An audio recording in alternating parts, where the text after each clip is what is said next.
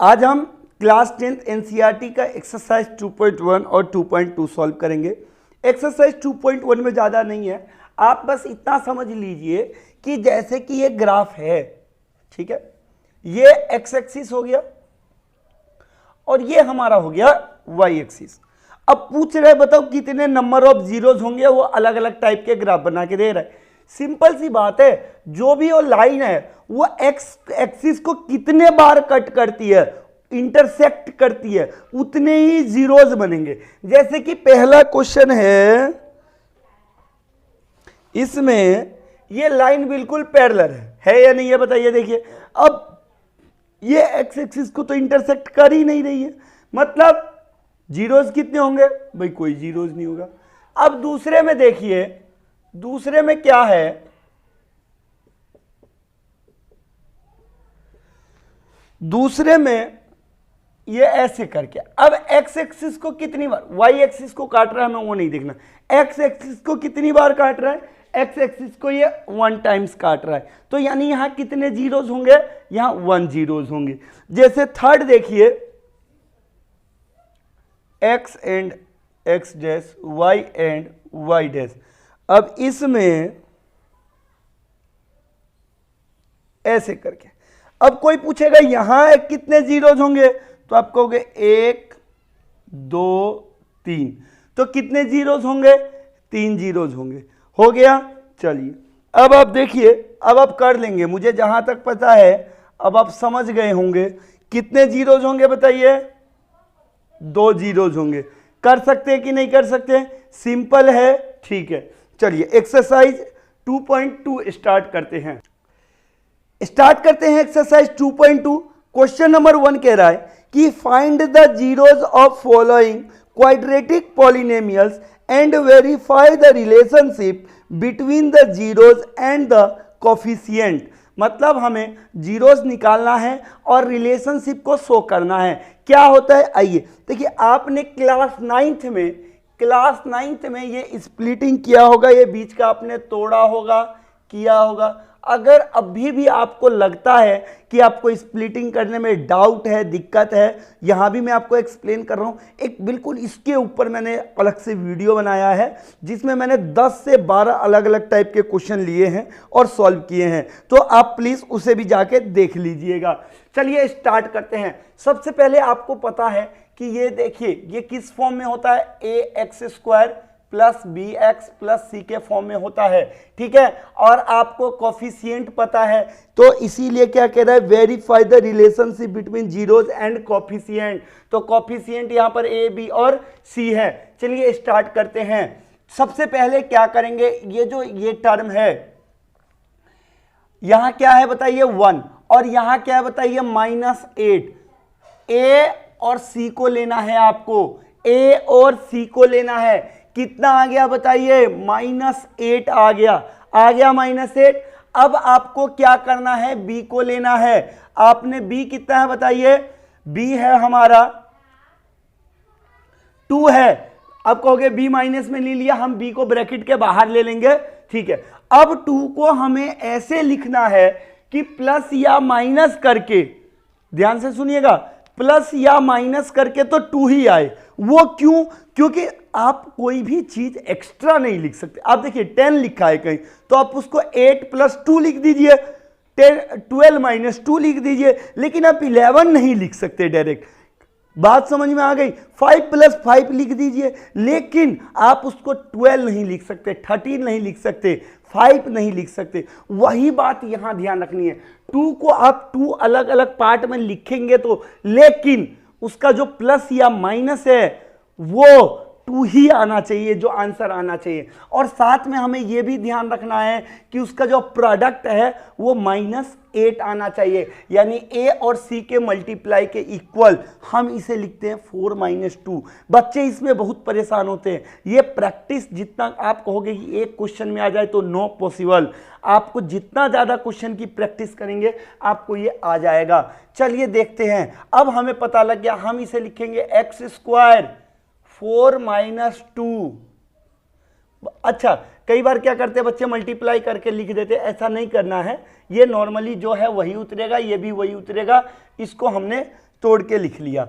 अब यहाँ क्या करना है, माइनस से अब अंदर कीजिए, -4x प्लस 2x। ये बात आपको पता होगी कि बाहर माइनस का साइन है तो अंदर के साइन क्या हो जाते हैं, बताओ, चेंज हो जाते हैं, ठीक है ना। अब दोनों, इन दोनों में और इन दोनों में कॉमन लेना है। क्या ले कॉमन, यहाँ पे x कॉमन ले लेते हैं, तो यहाँ बच गया x और यहाँ क्या बच गया 4, और यहाँ पे हमने 2 कॉमन लिया x और यहाँ क्या बच गया 4 आ गया। एक चीज का और विशेष ध्यान रखना है, ये जो दोनों ब्रैकेट आए हैं ये सेम आना चाहिए, चाहे साइन भी सेम आना चाहिए, डिजिट भी सेम आना चाहिए, वेरिएबल भी सेम आना चाहिए, ठीक, सेम आना चाहिए बिल्कुल भी। अब क्या करेंगे, इन दोनों में कॉमन लेंगे। अब हम इन दोनों में कॉमन लेंगे,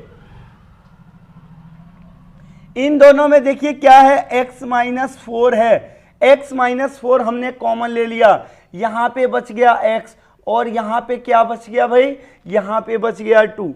अब ये क्या है, अब हम जीरोज निकाल लेते हैं, तो x-4 इक्वल टू जीरोज और x plus 2 equal to 0।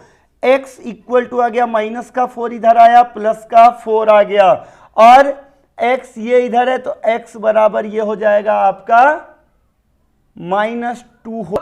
Zeros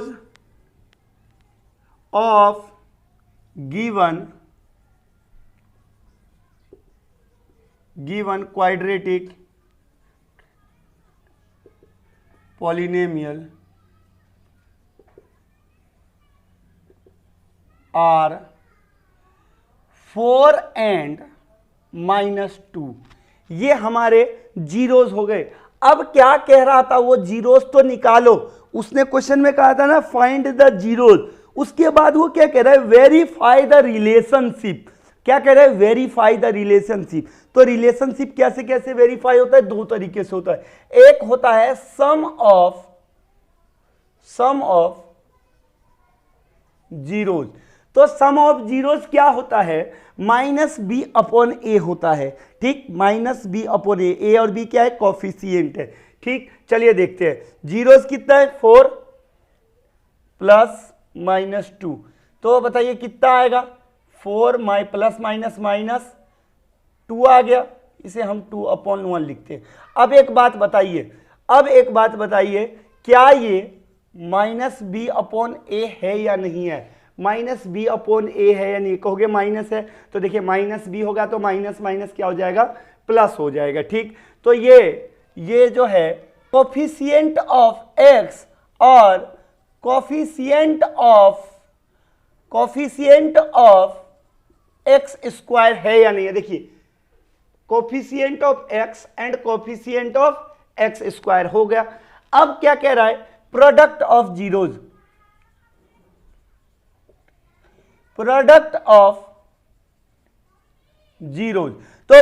of zeros करते हैं, क्या है, 4 and -2, तो 4 2 जा कितना हो गया, -8, नीचे 1 लगाइए। देखिए ये क्या हो गया, C/A हो गया या नहीं हो गया, C क्या है -8, A क्या है 1 हो गया। तो ये क्या है, C जो है हमारा कांस्टेंट टर्म है, कांस्टेंट टर्म, और A जो है हमारा कोफिशिएंट ऑफ x² हो गया। तो ये हमारा क्या हो गया, वेरीफाइड हो गया, ये हमारा वेरीफाइड हो गया।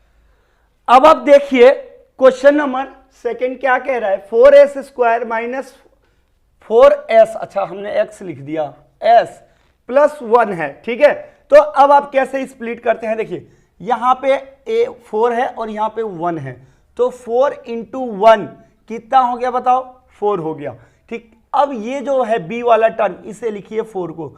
अब आपको इसे 2 पार्ट में लिखना है कि प्लस या माइनस करके 4 ही आए और प्रोडक्ट कितना आए, 4 आए। हम इसे लिखेंगे 2 + 2, बताइए 2 + 2 तो कितना हो जाएगा, 4 हो जाएगा। चलिए करते हैं, 4s² - 2 + 2s, x लिख देते हैं, x की आदत है ना, +1।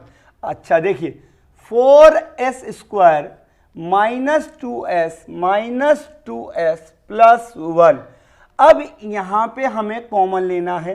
क्या कॉमन लेना है? देखिए s दोनों तरफ है, s कॉमन लेंगे और 2 2 जा 4, 2 1 जा 2, 2 दोनों तरफ है, 2 कॉमन लेना है। तो 2 2 जा 4, एक s कॉमन आ गया, एक s बच गया हमारा, और यहाँ पे पूरा 2s कॉमन आ गया, 1 बच गया।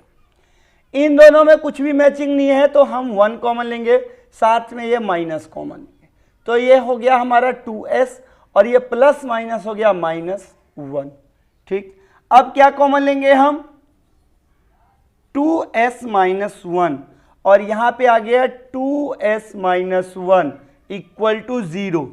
2s - 1 equal to 0, 2s - 1 equal to 0। तो s बराबर माइनस का 1 इधर गया, प्लस का 1, और ये 2 इधर मल्टीप्लाई में डिवाइड में आ गया 1/2, और s बराबर 1/2। तो ये हमारे जीरोज आ गए और ये हमने सम ऑफ जीरोज कर दिया एंड प्रोडक्ट ऑफ जीरोज कर दिया। आप इसे नोट कर लीजिए। अब देखते हैं थर्ड क्वेश्चन। तो आप कहोगे अरे 3 बीच में आ गया ये तो, अरे भैया ऑर्डर है, चेंज कर लो, ऐसा मत ऐसे ही करने लग जाना, ऑर्डर ठीक कर लो, क्यों परेशान हो रहे हो? 6x² - 7x - 3, ऐसे ही मत करने लग जाना। अब देखो, अब क्या करना है हमें क्या करना है? इसकी और इसकी मल्टीप्लाई करने, 6 × -3 कितना हो जाएगा बताओ? माइनस का 18 हो गया। अब जो आपके पास ये 7 है, इसको 2 पार्ट में लिखना है कि कितना प्रोडक्ट आए बताओ, भूल तो नहीं गए? 18 आए, तो यानी कि 9 - 2, 9 - 2, तो 9 में से 2 गया 7 और 9 2 जा 18। अब इसे लिखेंगे 6x² - 9 - 2 x - 3, तो 6x² - 9x + 2x - 3। हमें इन दोनों में कॉमन लेना है। 6 और 9 किसके टेबल में आते बताओ? 3 के टेबल में, तो 3 ले लो कॉमन, x ले लो कॉमन, 3 2 जा 6 और 3 3 जा 9, प्लस का, अब दोनों में कुछ मैचिंग नहीं हो रहा, 1 ले लो। जब 1 लोगे कॉमन तो यही का यही आ जाएगा। चलिए अब इन दोनों में कॉमन लेना है। क्या कॉमन ले लो? 2x - 3 और यहां पे बच गया 3x + 1 इक्वल टू 0। तो x बराबर क्या हो जाएगा? 2x - 3 इक्वल टू 0 और 3x + 1 इक्वल टू 0। तो यहां पे हो जाएगा x इक्वल टू माइनस का 3 इधर गया, प्लस का 3 और ये इधर डिवाइड में आ गया, और इधर हो जाएगा x इक्वल टू 1 -1/3। तो ये हमारा हो गया सम ऑफ जीरोस 3/2 + 1/-3 हमने कर दिया कैलकुलेशन। ये आ गया 7/6 coefficient of x and coefficient of x²। ठीक, और दूसरा हमारा हो गया प्रोडक्ट ऑफ जीरोस। क्या है? कांस्टेंट टर्म हमारा 3 है और ये हमारा कोफिशिएंट ऑफ x² आ गया। ठीक है, नोट कीजिए। अब आप सोचेंगे यहां तो कांस्टेंट टर्म दे ही नहीं रखा, कैसे करें? कैसे करना है? बहुत आसान है। कोई नहीं, एक बात बताइए, दोनों में से कुछ कॉमन आ सकता है? क्या कॉमन आ सकता है बताइए? दोनों में से 4u कॉमन आ सकता है, तो यहां बच गया u और यहां बच गया 4 2 जा 8। बताइए, कोई दिक्कत इसमें तो तोड़ने की जरूरत ही नहीं है। अब यहां पर 4u बराबर हो गया 0 और u + 2 बराबर हो गया 0। अब देखिए u बराबर, ये 4 इधर मल्टीप्लाई में डिवाइड में गया 0 और इधर u बराबर हो गया हमारे पास प्लस का 2 है -2, यानी कि जो हमारे जीरोज हैं, तो जीरोज क्या है? 0 और -2 हमारे जीरोज हैं। अब जब हम सम ऑफ जीरोज करेंगे तो क्या करेंगे? 0 + 2, तो क्या हो गया बताओ? 2 हो गया ना। 2 कोफिशिएंट ऑफ x और कोफिशिएंट ऑफ x² हो गया। और जब प्रोडक्ट ऑफ जीरोज करोगे तो 0 × 2, 0 × -2 क्या हो गया? 0। तो देखिए c क्या है हमारा? कुछ भी नहीं है। कांस्टेंट टर्म क्या है? 0 है, तो यहाँ पे 0/4 हम 4 करेंगे क्या हो जाएगा, 0 हो जाएगा। तो constant term upon coefficient of x square हो गया। आप इसे नोट कीजिए। अब देखिए क्वेश्चन नंबर 5 क्या करना है, टी स्क्वायर माइनस 15 है।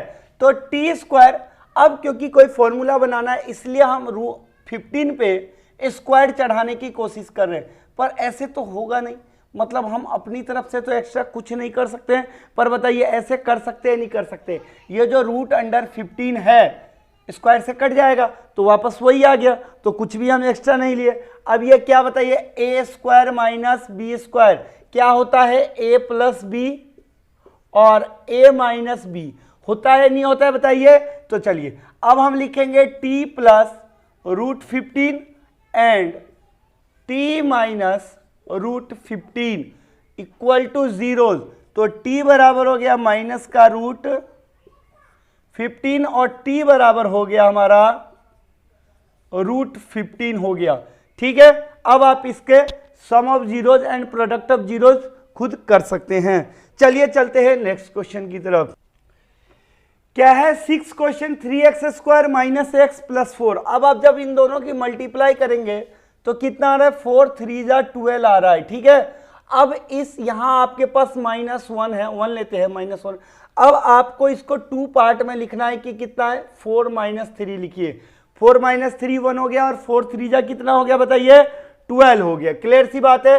तो 3x square minus 4 - 3x - 4, 3x square minus 4x plus 3x - 4 common ले सकते हैं। क्या कॉमन लेंगे, यहाँ पर x लेंगे, 3x - 4, यहाँ पे भी प्लस का 1 लेंगे, 3x - 4 इक्वल, अभी नहीं, चलिए 3x - 4 और कॉमन ले लिया हमने x प्लस 1 इक्वल टू 0। तो x बराबर हमारा माइनस का 4 प्लस का 4 और ये हमारा 3 हो गया और यह x बराबर हो गया -1। तो आप इसके sum and zero and product of zeros कर सकते हैं, नोट कर लीजिए।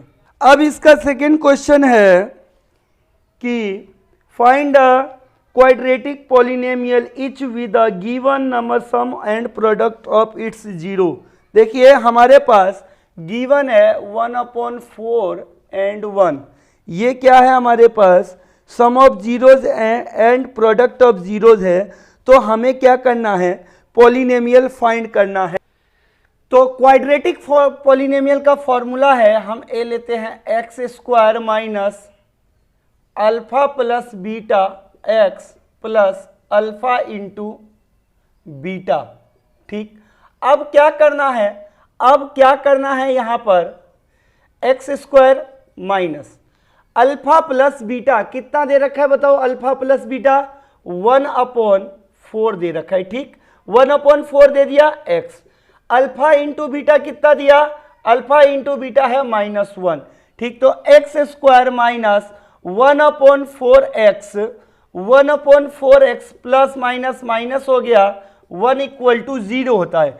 अब क्या कीजिए, अब आप क्या कीजिए, एलसीएम ले लीजिए। कितना एलसीएम आता है, 4x, अब ये कितना हो जाएगा, 4x square minus X plus, sorry ये माइनस ही रहेगा 4 इक्वल टू 0। अब ये 4 इधर प्लस डिवाइड में किस में चला जाएगा, मल्टीप्लाई में, और जब इसका मल्टीप्लीकेशन 0 से होगा तो ये भी क्या हो गया, 0 हो गया। तो हमारा ये क्वाड्रेटिक पॉलिनोमियल आ गया 4x square minus X plus 4 equal to 0। अब देखते हैं सेकेंड क्या कह रहा है, सम ऑफ जीरोज है √2 और प्रोडक्ट ऑफ जीरोज है 1/3। ठीक है, तो देखते हैं X square minus alpha plus beta की जगह क्या लेना है हमें, √2। ठीक, X plus alpha into beta की जगह हमें लेना है 1/3। ठीक है, X square minus √2x plus 1/3 equal to 0। अब आप देखिए ध्यान से, एलसीएम कितना आया 3, तो 3x स्क्वायर, अब ये 3√2x प्लस का 1 इक्वल टू 0। 3 इधर मल्टीप्लाई में इधर डिवाइड में उधर मल्टीप्लाई में क्या हो जाएगा, 0 हो जाएगा। चलिए तो बाकी के क्वेश्चन आप लोग कर सकते हैं, आप इसे करिए। मिलते हैं एक्सरसाइज 2.3 में।